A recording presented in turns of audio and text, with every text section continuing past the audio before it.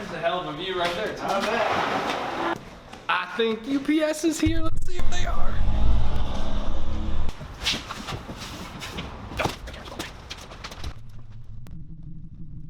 So, if you guys have been following for a while, you know that I have been using the HTP ProPulse 200 as my daily driver. My welding machine in the shop hasn't let me down, and I've been really happy with it, which is why I was really excited to find out HTP was coming out with the ProPulse 220.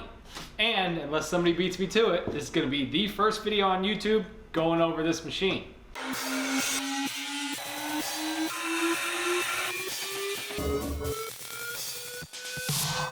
So, what's the difference? Well, as you can see from the accessories laid out in front of me, the 220 is an MTS machine, MIG, TIG, and stick. The only other major difference between the machines is the 220 is a little bit more ruggedized. It's got these feet on it, the screen's got a little reinforcement, and you've got the option out here to change your polarity with the same connectors you're gonna use for your stinger, as opposed to having to unbolt some stuff inside the ProPulse 200. Otherwise, from what HTP's told me, this machine is functionally identical to the 200. Let's put it through its paces. So while we unbox the machine, let's go over some disclosure. HTP did give me a discount on this ProPulse 220, about 30% of retail, and that's just a thank you for what I'm doing here on YouTube with their products. I didn't want to lock into some sort of exclusive arrangement with them, as I want to show you guys the best machines that are going to make your life a little easier in the shop.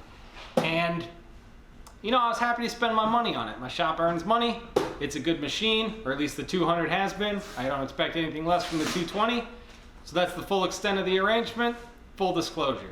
Likewise, HTP did not give me the ProPulse 200. That actually came from Doug over at SV Seeker.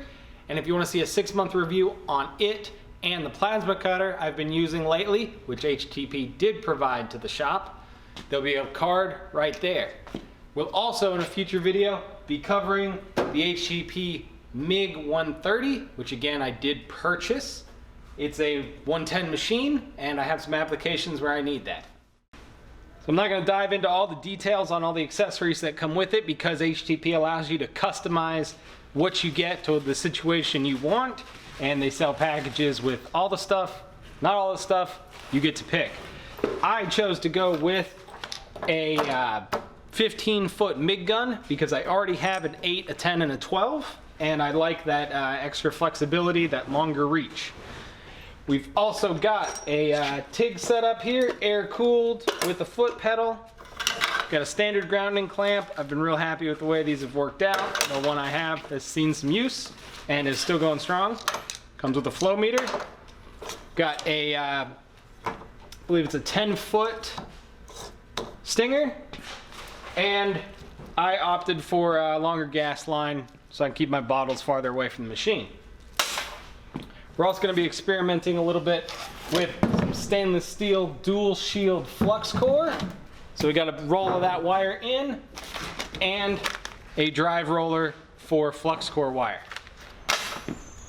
In talking to HTP, they've told me that not a whole lot inside the machine has changed other than adding stick functionality. Same programming, same options. If you've used the 200, you probably wouldn't even really notice the difference between it and the 220 if you're just using it in a MIG functionality. So let's check it out. So y'all can see the machines are pretty much the same inside. Not a whole lot of difference, except you're going to see that the polarity options have been moved to the front of the machine because you've already got hookups for stick welding anyway. Basically, they're the same machine. So let's just go ahead and get the 220 set up with the same 030 wire I've got in the 200. There we go. Okay, front of the machines, pretty much same story, other than that the 220's got these beefier feet and a little protector for the screen that the 200 does not have.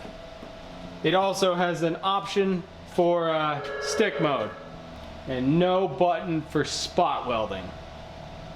Not that I've ever used that. So on the front of the 220, we've got your, man, that screen's bright. We've got your adjustment here, just like in the 200. You're gonna dial up your wire speed here, which is gonna make everything else adjust because it's synergic. And then you've got voltage adjust on the bottom dial. You can jump into settings.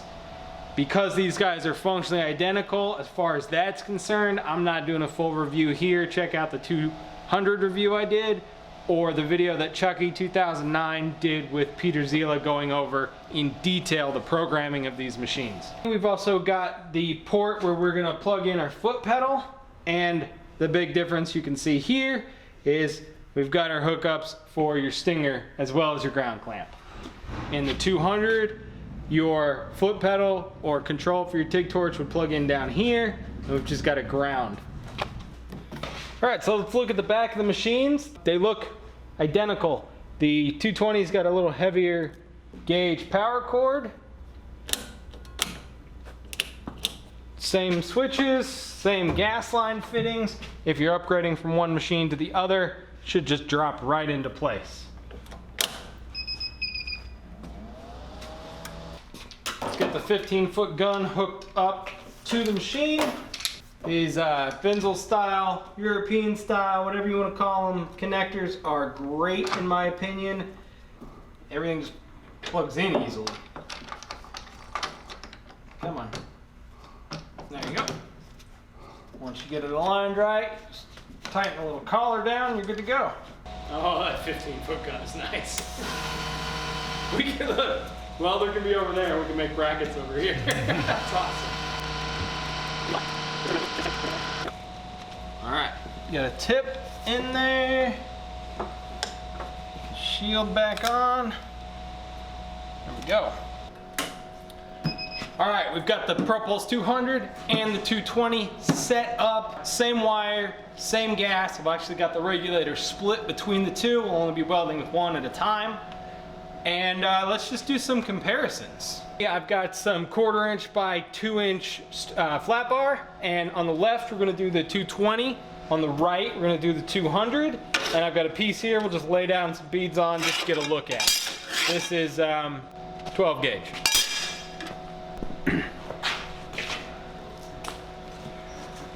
So we've got the exact same setup on both machines. We're running 27.3 volts. 629 inches per minute, 030 wire. That's pretty much maxed out on the settings for these.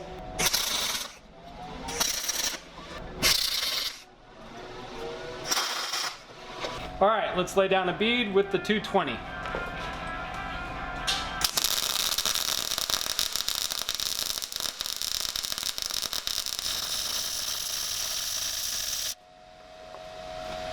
I was in a drag.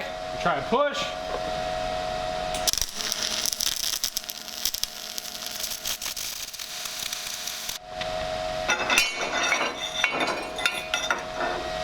Exact same thing with the 200.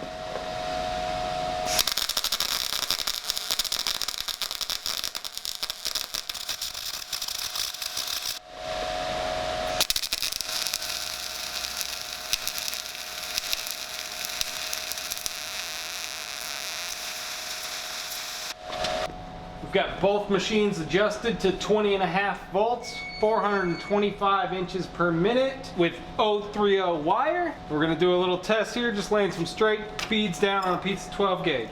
First, the 220.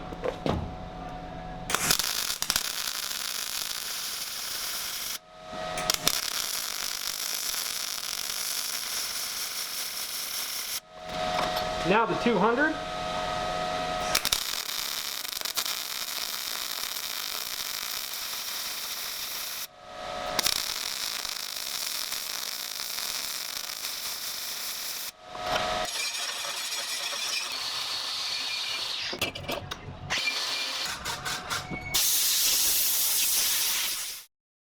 Alrighty, y'all. The gym in my building started playing some music, and YouTube's gonna hit me for that. So, what I'm showing you here, over on the left is the 220, and on the right is the 200, and you can see the welds are basically identical. These really are the same machine on the inside. You're just getting that awesome added stick functionality. All right, y'all, I hope you enjoyed that little first look at the HTP ProPulse 220 MTS machine. We're going to be exploring it and using it in a bunch of different scenarios over time. Around about 6 months in, I'll do a review of it, just like I did of the ProPulse 200 and the MicroCut 875 SC.